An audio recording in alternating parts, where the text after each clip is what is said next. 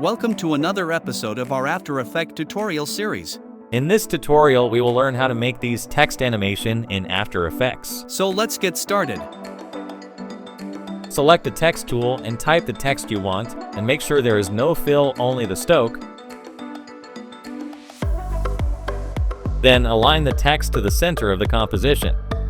Then select the text layer and right-click, then select Create, then select Create Shapes from Text. Then click on the drop-down of the layer and add Trim Path. Then again click on the drop-down of the trim paths. Move the timeline indicator 2 to 3 seconds forward, then click on the stopwatch at the end to add a keyframe, then bring back the timeline indicator to the beginning and make the end 0.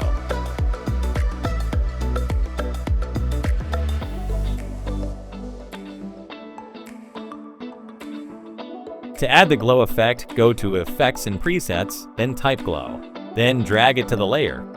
Go to Effects Control, and here you can adjust the glow radius and glow intensity. Adjust it the way you want.